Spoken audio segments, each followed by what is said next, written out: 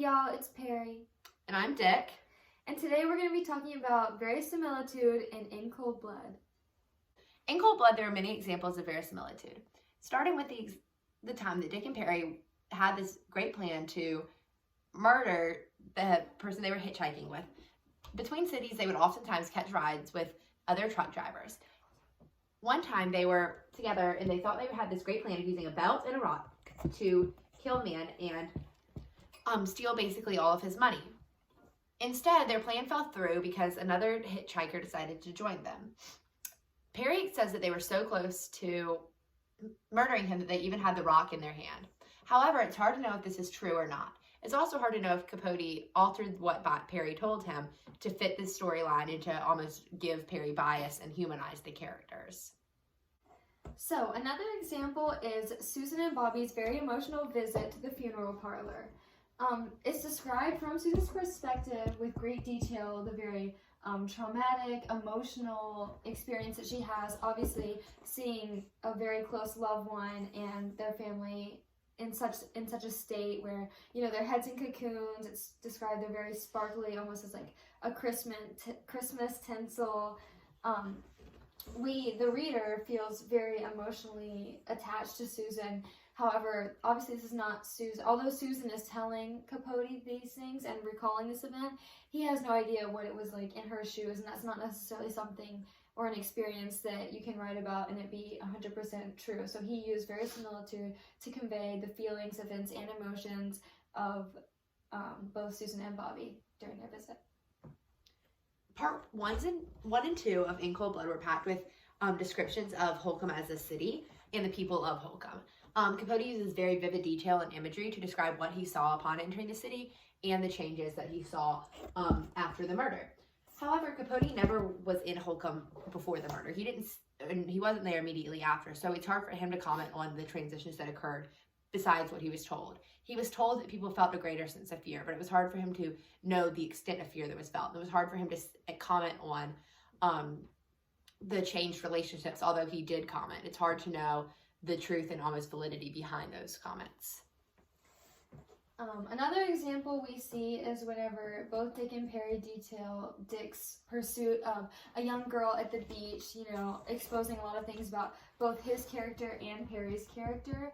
And although both Dick and Perry do give accounts of this event, Capote was not there, and both of them could have altered this to fit their characters, or yet again, Capote could have altered it to make Perry seem more, as he does, more sympathetic and such.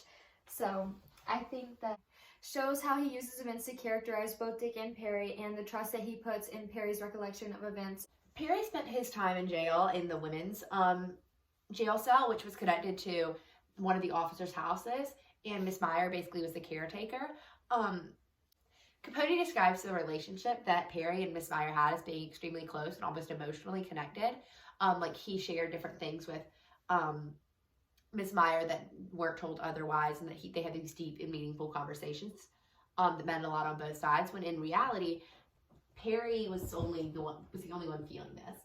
Miss Meyer said that they weren't even that close, although Capote chose not to put that part in there. He made it seem like they were in a very close relationship. This was also kind of brought on by the fact that Miss Meyer made his favorite food one time, which was Spanish rice. So that kind of just allowed Capote to build more of this relationship than what was actually there, giving it a verisimilitude aspect. Going off again, Capote's use of verisimilitude with Perry in particular. At the very end of the novel, Capote included in Smith's final words, "I apologize," which has been proved to not happen by many people and witnesses who were there.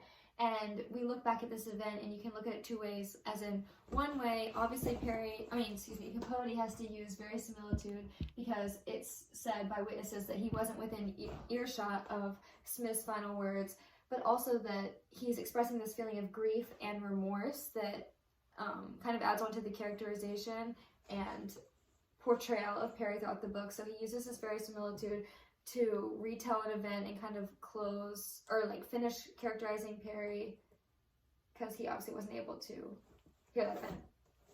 There are also numerous letters included in Capote's writing In Cold Blood. One example that stood out to me was the letter from to Perry from his sister.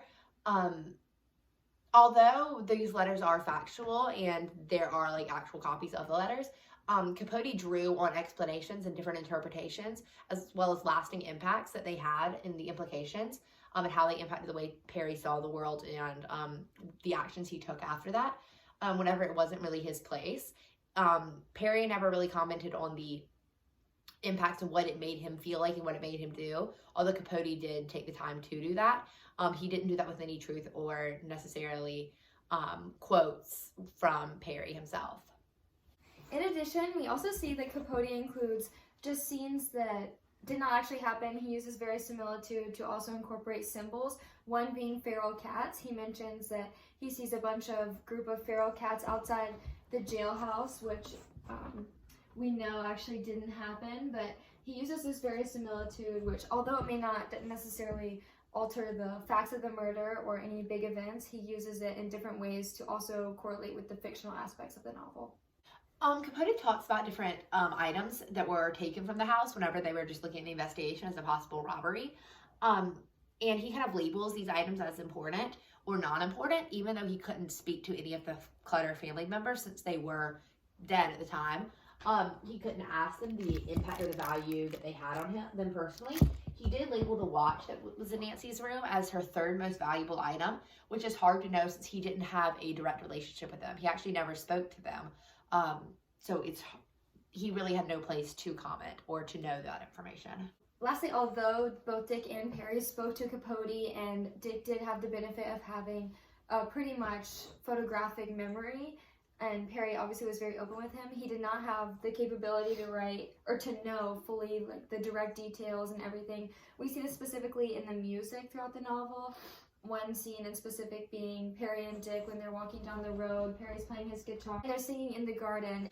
In addition, one of the parts that Capote uses ends with Dick and Perry walking down the road playing this music, which kind of foreshadows what is to come from the writing standpoint, but it also marks something that may not have happened. He details a specific time whenever they were traveling from one place to another, whenever it's hard to actually know which locations they were going to and from, and the extent that the music was played.